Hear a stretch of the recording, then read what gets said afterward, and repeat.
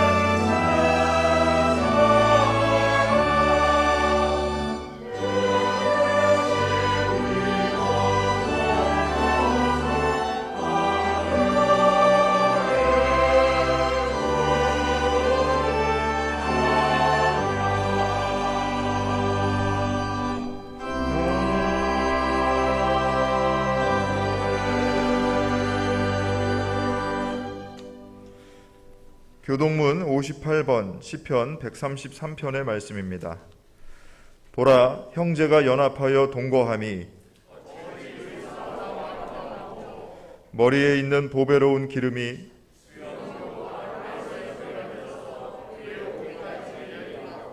헐몬의 이슬이 시온의 산들에 내림 같도다.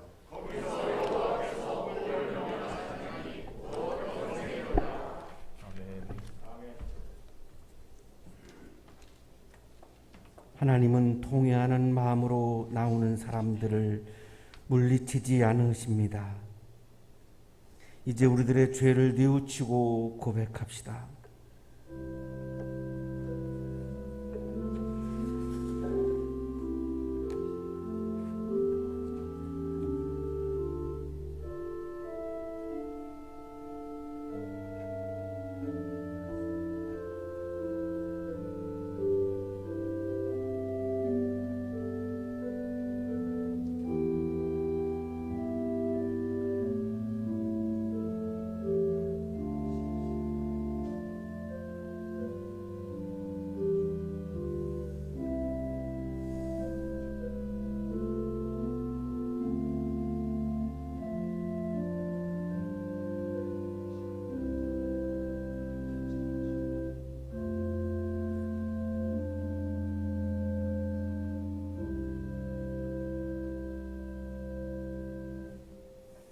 우리가 우리 죄를 자백하면 하나님은 신실하시고 의로우신 분이셔서 우리 죄를 용서하시고 모든 불의에서 우리를 깨끗하게 해 주실 것입니다. 아멘.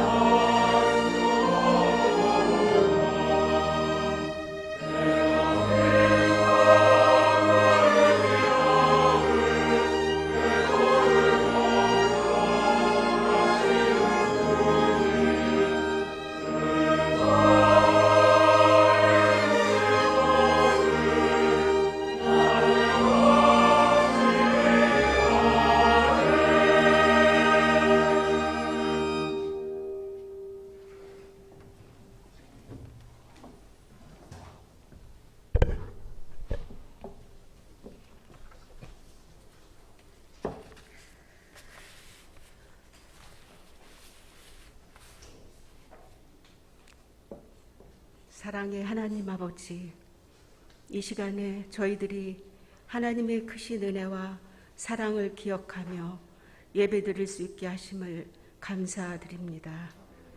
우리를 자녀 삼아주신 하나님, 주님 앞에 나왔사오니 저희를 위하여 고난받으신 주님을 생각하며 마음을 열어 그 사랑을 느끼는 시간이 되게 하시옵소서. 하나님, 그동안 세상을 살아가면서 하나님의 뜻을 분별하지 못하고 자신을 의지하며 살아간 적이 많이 있습니다. 또한 감사보다 불평을 하며 지낸 시간도 많이 있습니다.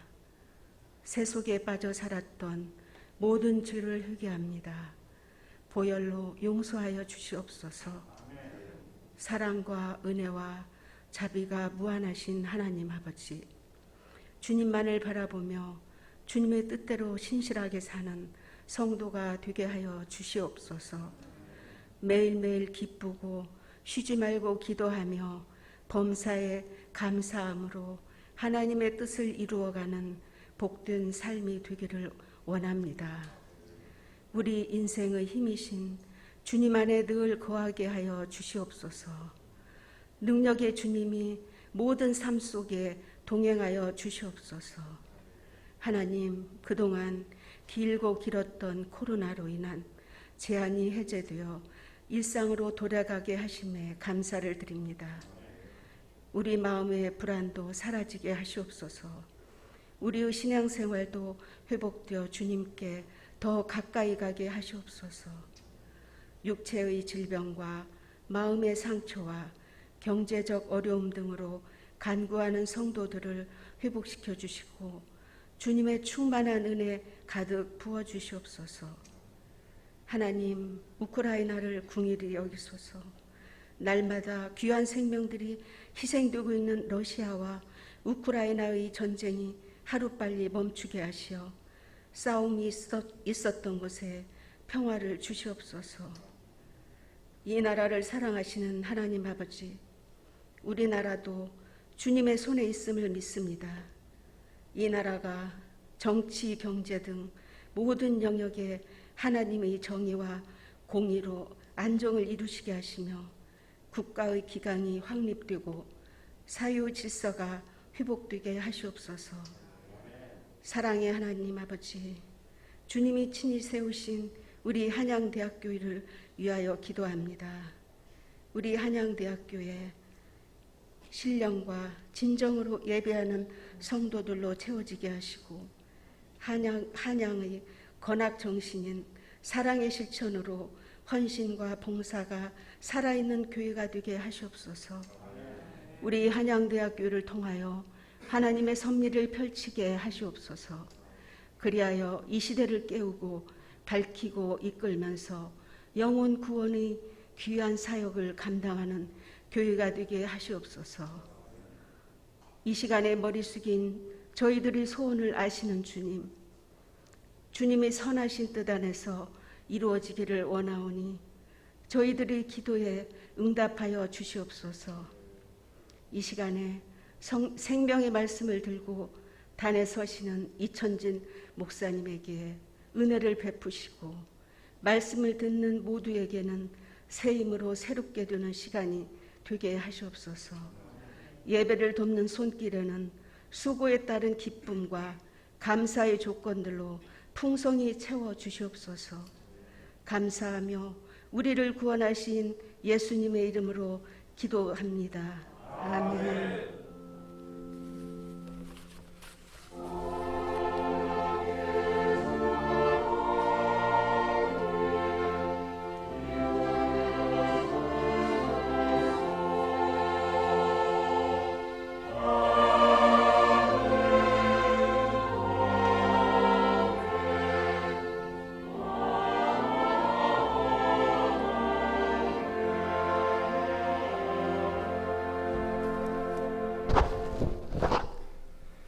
사도행전 4장 32절에서 35절까지 말씀입니다.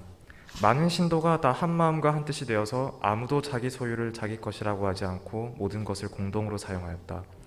사도들은 큰 능력으로 주 예수의 부활을 증언하였고 사람들은 모두 큰 은혜를 받았다. 그들 가운데는 가난한 사람이 한 사람도 없었다. 땅이나 집을 가진 사람들은 그것을 팔아서 그 판돈을 가져다가 사도들의 발 앞에 놓았고 사도들은 각 사람에게 필요에 따라 나누어 주었다. 신약의 말씀입니다.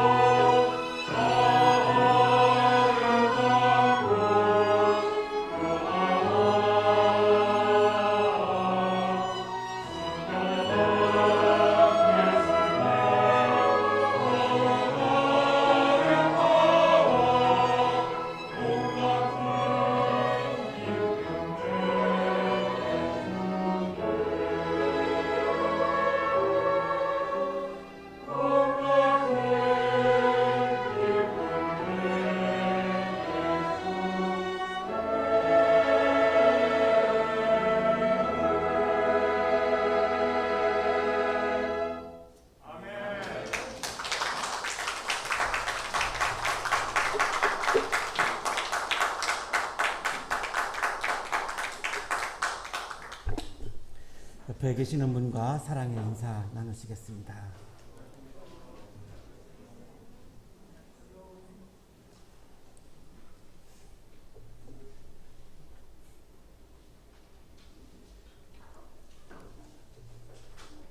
18세기의 산업혁명 이후로 생산성이 확장되면서 자본의 힘이 갑자기 확대가 되고 극대화가 되면서 결국은 자본주의가 이제 등장을 합니다.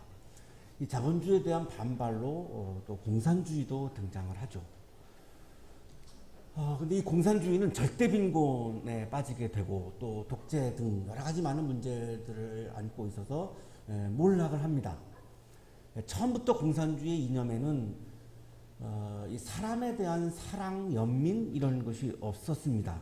처음부터 부자들에 대한 분노로 출발을 했고 그 분노만 있었기 때문에 이거는 이 실패는 이미 시작 때부터 예견되어 있었던 것이고 그것이 이제 현실로 이루어졌습니다. 자본주의를 도입한 나라들은 아주 눈부신 경제 성장을 했죠. 그래서 사실은 우리 인류는 자본주의가 절대 선일 거라고까지 생각을 했습니다. 그러나 시간이 흐르면서 한 300년 역사를 가지고 있는데요, 자본주의가 문제점들이 드러나기 시작합니다. 이제 대표적인 것이 이제 빈익분 부익부 현상에서 빈부의 격차가 이제 너무 극심하게 벌어지다 보니까 거기서 끝나지 않죠. 이것이 이제 사회적인 갈등, 사회적인 분열로 이어지다가 보니까 굉장히 우리는 그 차가운 사회에서 막 경쟁만 치열하고 인간이 가지고 있는 뭐 사랑이나 정의나 이런 것들이 자꾸만 사라지는 이런 아주 차가운 사회에서 우리가 살면서 아무리 자본이 성장을 해도 행복감을 느끼지 못하는 이런 이제 현실 속에서 우리가 살아가는 것을 느끼게 되죠. 현재 우리가 지금 진행되고 있는 자본주의의 지금 문제이죠. 자, 그런데 새로운 문제가 또 이제 추가됩니다. 유발 하라리라고 하는 역사학자가 무용인간 계층의 등장을 예고했습니다. 자동화, 기술이 발달하니까요. 자동화, 무인화 이러다 보니까 노동자들이 일자리를 잃게 되죠. 게다가 로봇의 역할이 또 확대가 되다 보니까 노동자들이 일자리가 없어집니다. 그러면 어떤 문제가 생기죠? 노동자들에게 소득이 없어지죠.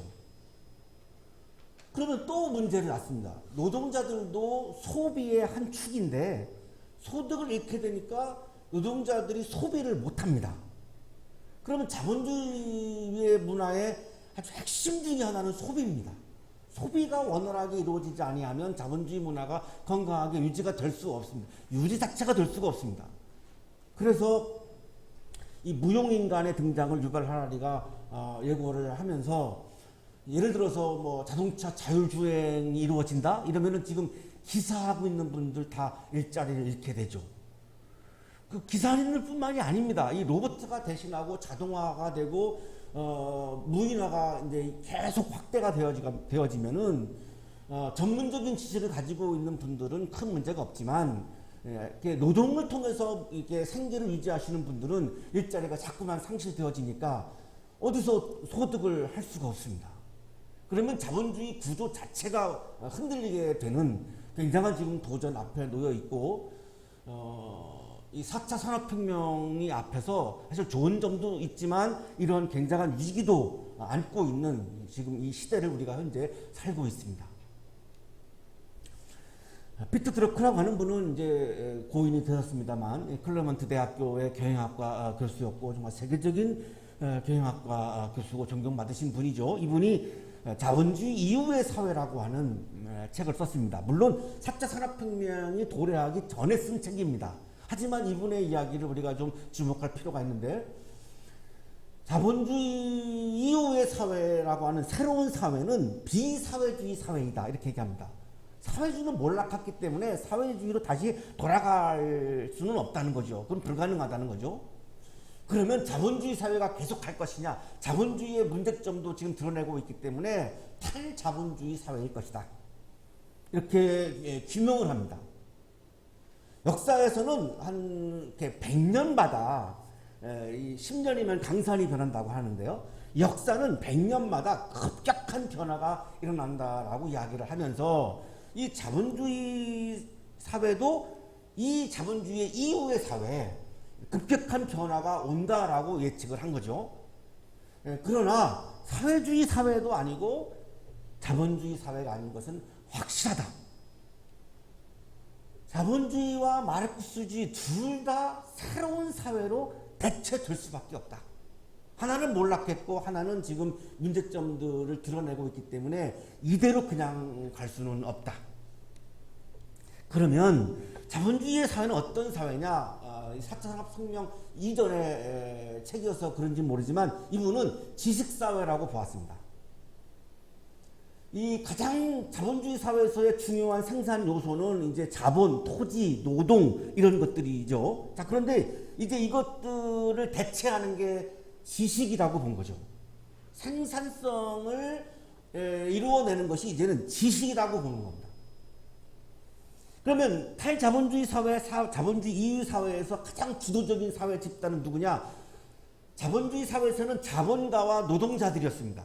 자, 그런데 지식사회에서는 지식경영자와 지식근로자가 사회를 주도하는 세력으로 등장한다. 이렇게 주장을 했습니다. 그리고 지금은 이제 세상을 떠나셨는데요. 오늘의 성서일과 본문은 우리들에게 이런 면에서 매우 중요한 본문이라고 저는 보여지는데요. 부를 강제로 나누는 사회주의도 아니고, 그건 이제 실패했죠. 무한 경쟁을 추구하면서 나눔을 소홀히 여기면서 차가운 사회를 유지해 나가는 자본주의도 아닌 부를 자발적으로 나누는 제3의 사회를 오늘 본문이 우리들에게 보여주고 있습니다. 물론 오늘 성서일과 본문에 나와 있는 이 내용을 그냥 우리들의 사회로 이렇게 똑같이 그냥 대입할 수는 없습니다만 자본주의 사회가 안고 있는 문제를 보완할 수 있는 굉장한 중요한 포인트라고 저는 그렇게 보여지는 그런 본문입니다. 1세기에 실제로 존재했던 공동체가 있습니다. 그것이 예루살렘 교회입니다. 우리가 흔히 초대교회라고 말하는데 처음 교회죠. 이 세상에 태어난 처음 교회입니다. 성령 강림을 통해서 세워진 그런 교회인데 연합, 연대, 유대, 공유를 통해서 사랑을 실천했던 그래서 기쁨이 가득했던 공동체입니다. 여기에는 강제적인 분배도 없었고 또 무한 경쟁을 통해서 차가운 사회의 성격도 지니지 않았던 굉장히 따뜻하고 기쁨이 가득했던 신앙 공동체인데 어떻게 그것을 이루었느냐? 제도적인 분배가 아니라 강제적인 분배가 아니라 자발적인 나눔으로 이루어낸 공동체였기 때문에 이 공동체는 사회주의도 아니고 자본주의도 아닌 3의 사회, 어떤 대환사회라고 말할 수 있는데요. 제3의 사회를 우리들에게 보여주고 있는 굉장히 좋은 공동체의 모델입니다. 그래서 자본주의 이후의 사회에 대해서 고민을 하고 있는 우리들에게 굉장한 도움을 줄 수 있는 그런 내용이라고 보여지는데요. 성령 강림을 통해서 1세기에 예루살렘 교회가 세워지죠. 신앙공동체입니다. 이 신앙공동체의 모습이 어떤 모습이었는가가 사도행전 2장에 나오는데 사도들의 가르침에 몰두했던 공동체입니다. 왜 사도들의 가르침에 몰두했을까요? 부활하신 예수님을 믿었기 때문입니다. 부활하신 예수님이 부활하시고 얼마 되지 않은 시점이었기 때문에 거의 모든 사람들이 우리하고 다르게 그들은 부활을 믿었던 거죠.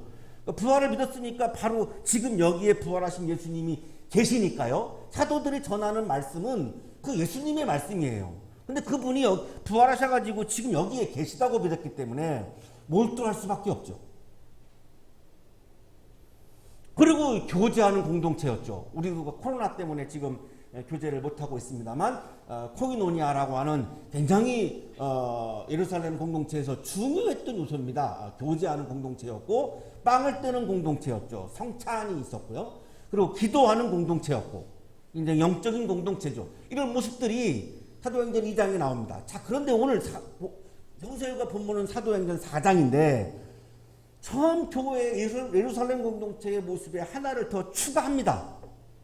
사도행전 4장에 나오는 예루살렘 공동체의 모습은 경제 공동체입니다. 예루살렘 교회는 우리처럼 부유한 사람들도 있었고 가난한 사람들도 있었습니다. 자, 그런데 자본주의 사회에서는 부유한 사람들과 가난한 사람들 사이에 자꾸만 지금 갭이 벌어지면서 갈등과 분열이 더 심화되고 있는데, 이 예루살렘 교회는 부유한 분들도 있었고 가난한 분들도 있었는데 갈등과 분열이 없었다는 겁니다. 이 점이 매우 중요한 점이죠. 이들이 어떻게 이런 종교적인 불균형을 극복하고 기쁨이 가득한 공동체를 이루어냈는가. 굉장히 이들은 한 마음을 지닌 부의 이 굉장히 간격이 있음에도 불구하고 서로를 적대시하지 않고 한 마음을 품었던 공동체였으니까요.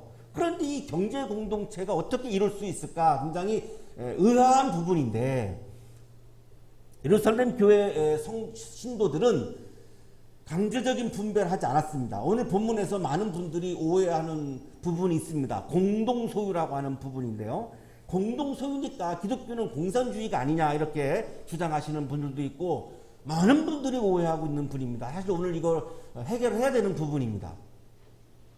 강제적인 분배를 하지 않았습니다. 그러니까 공산주의가 아닌 거죠. 이거를 제도와 법으로 이렇게 분배하지 않았습니다. 자발적인 나눔을 통해서 그런 경제적인 불균형을 극복하고 아름다운 신앙 공동체를 이루었다는 겁니다.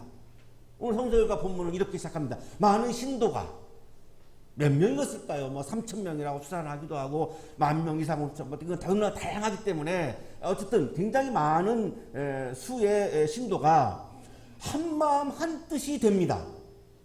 불가능하죠. 두세 사람만 모여도 다 마음이 다르고 뜻이 다르죠.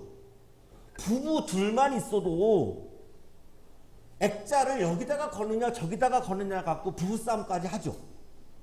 생각이 다르죠.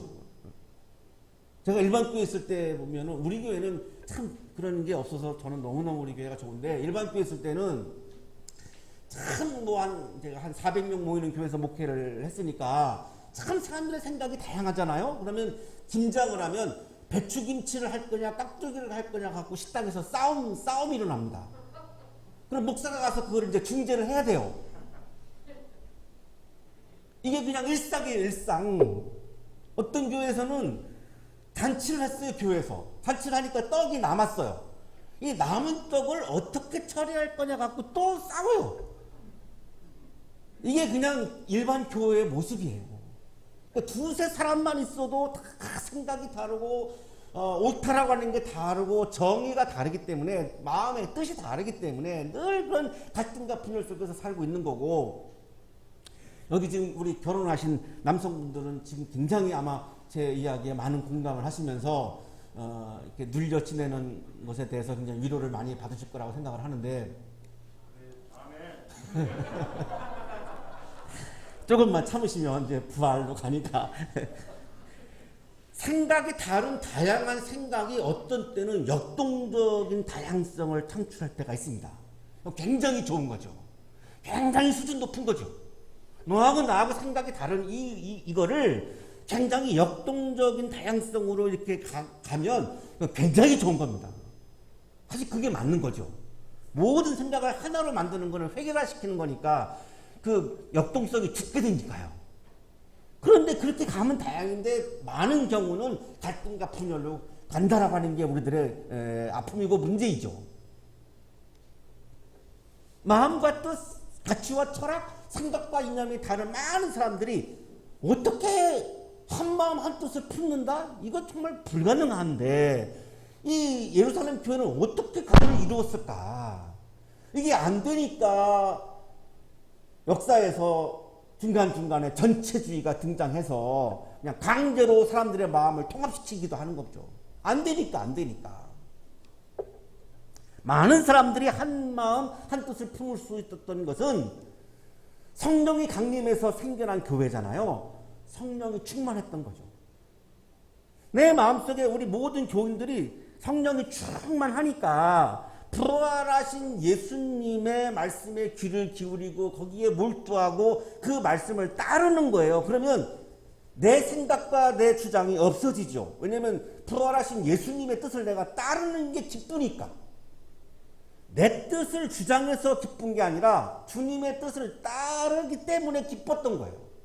내 뜻을 주장함으로 기뻐하는 경우도 있죠. 그런데 그 기쁨보다는 예수님이 부활하신 예수님의 뜻을 따르는 게 훨씬 더 기뻤기 때문에 저절로 내 주장을 하지 않았던 거죠. 그리고 예수님의 말씀을 따랐어요. 모두가. 그러니까 예수님의 말씀을 하나니까 한 마음이 당연히 들 수밖에 없죠. 그래서 3,000명, 10,000명 이렇게 모여도 전혀 갈등과 분열이 없었던 거예요. 우리 교회가 좋은 점이 많이 있는데 그 중에 하나가 우리 교회는 갈등과 분열이 없어요. 1도 없어요. 1도. 근데 보통의 많은 교회들은 갈등과 분열이 너무 지금 심해요. 굉장히 심합니다. 제가 거의 거의 40년 목회를 했잖아요. 일반 교회에서. 너무너무 심하고 그게 가장 목회자로서는 가슴 아프고 고통스러운 모습이에요. 근데 우리 교회는 없어요. 전혀 갈등과 분열이 없어요. 응답이 없는 거 보니까 아마 인정하지 않으시는 것 같은데, 저 몰래 뭐 갈등과 분열이 있는 것처럼 전혀 없습니다. 정말로 없습니다. 저는 그게 제일 좋아요. 우리 교회에서. 왜냐하면 부활하신 예수님을 믿는 신앙이 있다면 분열할 수 없어요. 그러면 분열한다라고 하는 건 뭐죠? 부활하신 예수님을 믿는 믿음이 약하다는 증거예요. 부활하신 예수님이 지금 여기에 살아계시는데 어떻게 예수님 앞에서 싸워요? 그러니까 분열한다라고 하는 것은 부활신앙이 없다는 증거이기 때문에 마음이 아픈 거죠. 1세기 예루살렘 교회는 부활신앙으로 갈등과 분열을 넘어선 거죠. 초월한 거죠. 이게 진짜 신앙이죠. 한마음 한뜻으로 연대했던 아주 아름다운 신앙 공동체입니다. 많은 신도가 모든 것을 공동으로 사용했습니다. 여기서 오해받는 게 공산주의죠. 시작주석가 유상섭 교수님이 예루살렘 교회의 공동 소유는 자발적인 나눔으로 이루어졌다라고 하는 아예 그냥 논문 한 편을 썼어요. 처음에 이거를 좀 많이 인용을 했다가 좀 딱딱해질 것 같아서 그냥 확 줄였고 아주 일부만 제가 인용을 해드렸는데, 모든 교인들이 일제히 내가 갖고 있는 재산을 교회에다가 다 기증하고 교회 멤버가 되었다? 그거 요즘에 사이비 단체가 그렇게 하죠. 그 다음에 옛날에 쿤만 공동체가 그랬습니다. 이스라엘에서. 실제로 있었어요. 그런 게.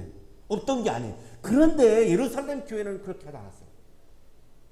그렇게 했다면 개인 소유가 인정이 되지 않는데, 처음 교회가 출발한 게 마가의 다락방이에요. 마가의 집이에요. 그건 뭐죠? 마가의 개인 소유라고 하는 걸 증명하고 있죠.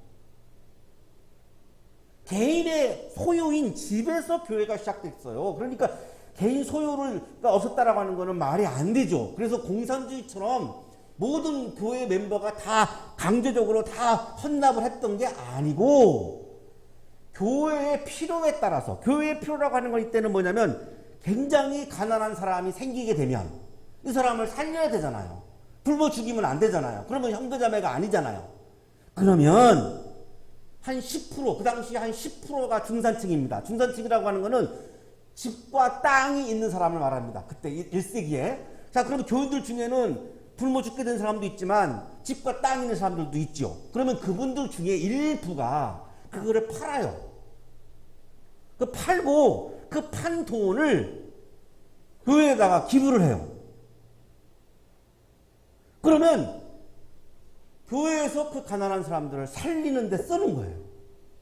이거는 완전 자발적으로 이루어지는 거지, 누가 이거를 시키지도 않고 뭐 지목하지도 않고 강제하지도 않아요.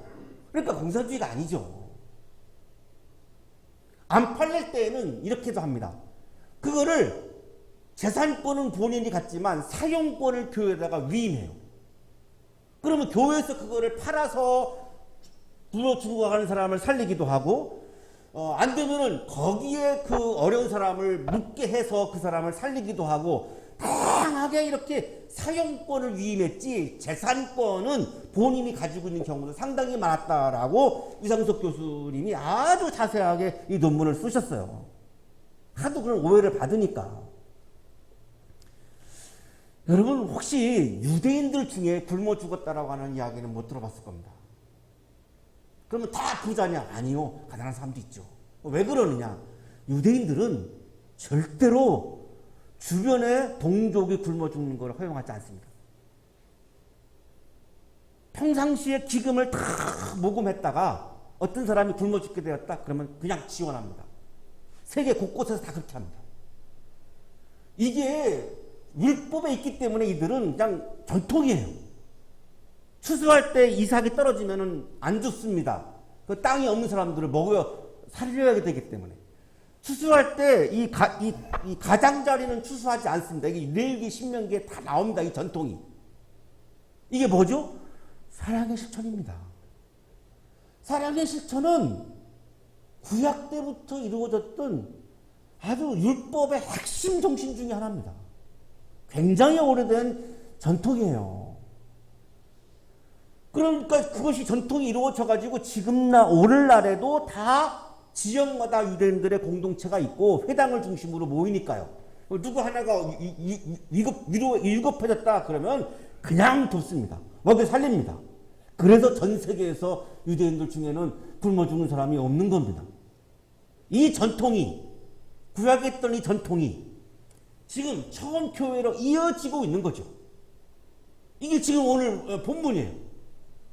자기 사유재산을 포기한 것이 아니라 이거는 하나님으로부터 받은 은혜의 선물이라고 하는 믿음이 있었고, 그리고 가난한 사람들은 나하고 한 형제 자매이니까, 하나님 안에서 한 형제 자매이니까 이들을 진심으로 사랑하는 마음이 있었기 때문에 재산권이 아니라 사용권을 자발적으로 교회에 위탁하고 위임했던 거죠. 제도적인 나눔은 이념적 분배이지만 자발적인 나눔은 사랑의 실천인 겁니다. 이게 제가 설교 원고를 매주 일주일에 2편을 쓰죠. 체플하고 주일하고 이렇게 쓰다가 보면 그냥 밋밋한 때도 있고요. 한 문장이 제 스스로 막 감동을 받을 때가 있어요. 써놓고 어떻게 이런 문장이 나올 수 있지? 이번 주 제가 그냥 감동받은 문장 이거예요. 제도적인 나눔은 이념적 분배이지만 자발적인 나눔은 사랑의 실천입니다. 이 문장이에요. 이거 어디 책에 없는 문장이에요. 제가 써놓고도 정말 감동받았어요. 이게 공산주의와 예루살렘 교회의 분명한 차이예요. 사도들이 큰 능력으로 예수님의 부활을 증언하고 사람들은 큰 은혜를 이제 받습니다. 사도들이 예수님의 부활을 증언하죠. 부활하고 나서 얼마 안 있었으니까요. 여기서 은혜를 받았다는데, 은혜는 그리스어 카리스에 번역한 말인데, 카리스는 명사 카라에서 온 말이고, 카라는 기쁨이라는 뜻이에요. 그러면 은혜를 받았다라고 하는 거는 뭐죠? 기쁨이 가득했다는 거예요. 하나님의 선물을 받고 기쁨이 충만했다는 거죠. 왜 기뻤는가? 첫째는 한 마음 한 뜻이 되었다 그랬잖아요. 연대하는 기쁨, 연합하는 기쁨이 있잖아요. 우리가 살면서 누군가가 나하고 다 마음이 잘 맞아가지고 막 그렇게 뜻이 막 통하고 그러면 기쁘잖아요. 이게 연대의 기쁨, 연합의 기쁨이거든요. 근데 부부싸움 하고 나면은 서로가 말 안 하는 동안 막 지옥 같잖아요. 이게 하나가 되는 기쁨이 아주 충만했던 거죠. 그 다음에 두 번째는 내 소유를 자발적으로 가난한 내 형제 자매에게 나누는 사랑의 실천을 했어요. 사랑의 실천할 때 그 기쁨은 내가 받는 기쁨보다 훨씬 큽니다. 해보셔서 아시잖아요. 내가 뭔가를 남으로부터 도움을 받을 때보다 내가 누군가를 도와주었을 때, 내가 나누어 줬을 때 굉장히 기쁘거든요. 그 기쁨이 지금 막 가득한 거죠. 세 번째, 부활했다라고 하는 증언을 듣는 순간 선이 악을 이겼잖아요. 생명이 죽음을 이겼잖아요. 그러니까 기쁘죠. 왜냐하면 그렇지 않다고 하면, 악이 이긴다고 하면 살기 힘들죠. 아니, 악이 난무하고 늘 악이 승리한다면 그 세상에서 내가 살아가는 것 자체가 힘들거든요. 내가 살아야 돼? 하나님이 계셔? 막 등등등 엄청나게 영적으로 방어할 수밖에 없어요. 근데 부활 사건을 통해서 봐라. 선이 악을 이기지 않느냐, 생명이 죽음을 이기지 않느냐, 이거를 확실하게 목격을 하고 경험을 했기 때문에 기쁨이 엄청난 거죠. 그래서 예루살렘 교회 신도들은 기쁨이 가득한 은혜의 삶을 살았던 거예요. 우리 한양대학교의 가족 모두 한 분 한 분 기쁨이 가득한, 하나님으로부터 오는 기쁨이 가득한 은혜의 삶을 사는 여러분이 되시기를 축원합니다. 그들 가운데 가난한 사람이 한 사람도 없었다. 없었을까요? 있었죠. 근데 왜 없다고 말씀할까요? 자발적인 나눔을 통해서 그거를 채워주니까요. 교인들이 그거를 채워주니까요. 없게 되는 거죠. 땅이나 집을 가진 사람들은 이게 중산층 10%예요. 그것을 팔아서 그 판돈을 가져다가 사도들 발 앞에 놓고 사도들은 각 사람의 필요에 따라서 나누어 주었어요. 이게 그냥 아주 일상적인 거였어요. 교회에서 아주 중요한 부분이었어요. 이게 뭐죠? 이게 사랑의 실천이죠. 그러니까 사랑의 실천은 처음 교회부터 존재했던 중요한 전통이에요. 1세기 예루살렘 교회 신도 중에 가난한 사람들은 이렇게 통해서 교회로부터 이 나눔의 혜택을 받고 다시 살아나고 다시 또 생활로 가서 도전하고 그래서 또 일어나고 그 사람이 또 중산층이 되면 또 가난한 사람들을 돕고 이게 계속 순환되어져 가니까 유대인들 공동체는 굶어 죽는 사람이 없게 되는 거죠. 이게 교회의 역할 중에서 중요한 역할로 존재했던 거예요. 예루살렘 교회 신도들에게 부활하신 예수님은 예배의 대상이었고 사람은 정배의 대상이나 욕망의 도구가 아니라 사랑과 돌봄의 대상이었죠. 그래서 가난한 사람들을 나의 가족으로 여기면서 그들을 사랑하는 마음으로 자발적으로 자신의 소유를 나누고 그 나누면서 기쁨이 가득해서 은혜의 삶을 사는 거죠. 가난한 사람들에게 나누어 주었던 이 장면은 강제적인 분배도 아니고 시혜를 베푸는 것도 아니고 자발적인 나눔이었기에 아름다운 전통이었던 겁니다. 1세기 예루살렘 교회 신도들은 하나님으로부터 오는 기쁨이 가득한 은혜의 삶을 살았고 자발적인 나눔을 통해서 사랑을 실천하는 나눔의 삶을 살았습니다. 은혜의 삶, 나눔의 삶이 예루살렘 교회 신도들의 가장 중요한 생활의 장면이고 모습이었던 겁니다. 사랑하는 한양 가족 여러분, 예수님이 부활하셔서 지금 여기에 살아 계시다고 믿는 그리스도인들은 나의 모든 삶과 소유를 하나님으로부터 온 은혜의 선물로 여기고 감사하면서 이웃과 함께 나누는 삶을 살아가는 사람입니다. 사랑을 실천하는 사람입니다. 은혜의 기쁨과 나눔의 기쁨이 충만하시기를 간절히 축원합니다. 거룩하신 주님, 우리들의 부활 신앙이 약해져서 주님의 말씀을 따르지 못하고 갈등과 분열을 일으킬 때도 있었음을 고백합니다. 부활 신앙을 확고하게 갖게 해주셔서 날마다 일상 속에서 부활하신 예수님의 말씀을 따르는 은혜의 기쁨이 가득한 그리스도인의 삶이 되게 해 주옵소서. 모든 것이 하나님으로부터 온 선물이지만 감사하지 못하고 내가 가진 것이 적다고 불평할 때도 있었고 주님이 선물로 허락해 주신 형제자매들과 그것을 나누지 못하고 욕심에 매여 있을 때도 많이 있었음을 고백합니다. 주님이 보여주신 사랑의 마음을, 사랑을 실천하는 마음을 부어주셔서 내 옆에 있는 사람들과 나눔을 통해서 기쁨이 가득한 삶을 살아가는 그리스도인으로 살게 해 주옵소서. 한국교회를 긍휼히 여겨주셔서 은혜의 기쁨과 나눔의 기쁨이 가득한 한국교회가 되게 해 주옵소서. 예수 그리스도의 이름으로 기도하옵나이다. 아멘.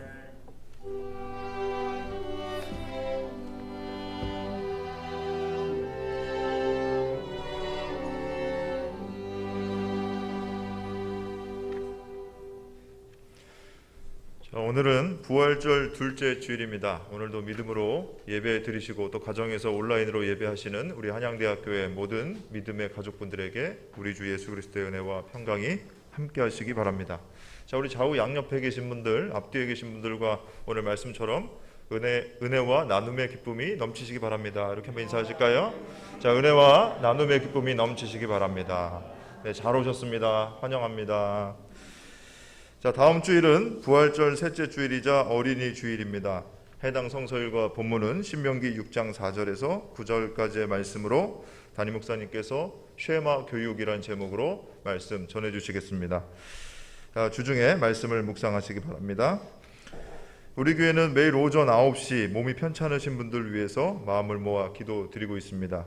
오전 9시 또는 정오 오후 3시에 기도해 주시기 바라고, 기도하실 때에 이제 우리 국민들의 안전, 또 이제 방역을 위해서, 또 모든 분들의 수고하시는 손길 위해서 기도해 주시기 바라고요. 우리 한양대학교 학생들, 유학생들, 그리고 한양대학교 가족들과 한양학원의 모든 구성원들 위해서 따뜻한 마음으로 기도해 주시기 바랍니다. 주일 예배는 오전 11시 예배당에 함께 모여서 예배를 드립니다. 건강상의 이유나 또 불가피한 이유로 예배당에 오시지 못하는 분들 위해서 주일 11시 유튜브에서 예배를 드리실 수 있습니다. 오전 10시 30분에 온라인으로 예배 드릴 수 있도록 안내 문자 전송해 드립니다. 예배 후 12시 30분부터 청년교회 모임을 세미나실에서 진행합니다. 아울러 다음 주에 우리 청년교회 아우팅을 떠나게 될 텐데 서울숲으로 다녀오겠습니다. 우리 청년교회 또 다음 세대 위해서 교우 여러분들께서 함께 기도해 주시기 바랍니다. 자, 코로나 확산 방지 위해서 모든 헌금은 계좌이체로 봉헌하고 있습니다. 그리고 5월 교회력과 성서일과 그리고 예배 안내는 주보를 참조해 주시기 바랍니다. 자, 이 시간 우리 교우 여러분들께 새로 우리 교회를 방문하신 분을 좀 소개해 드리겠습니다. 우리 안성우 형제님, 자, 오늘 지난번에 나왔던 전영택 우리 학생 따라서 소개로 나오신 것 같은데요. 이쪽에 계신데 우리 환영의 박수 보내드리겠습니다. 잘 오셨습니다. 네, 끝나고 우리 안내위원 안내를 좀 받아서 청년교회 모임 같이 해주시기 바랍니다. 자, 이상 교회 소식을 알려드렸습니다.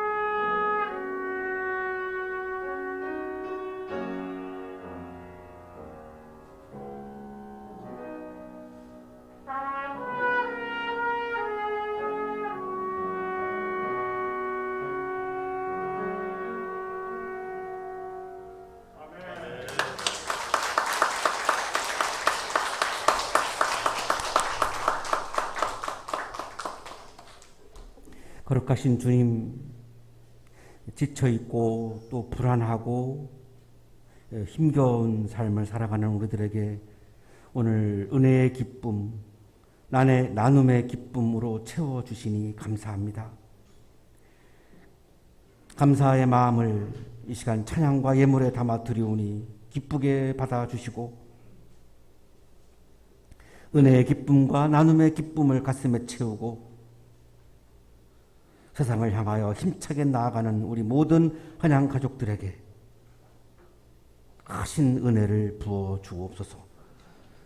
예수 그리스도 이름으로 기도하옵나이다. 아멘.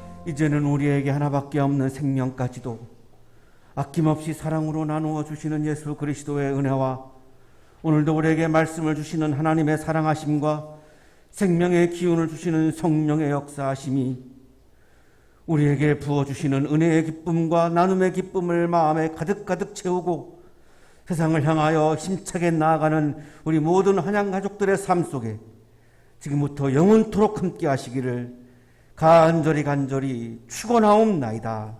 아멘.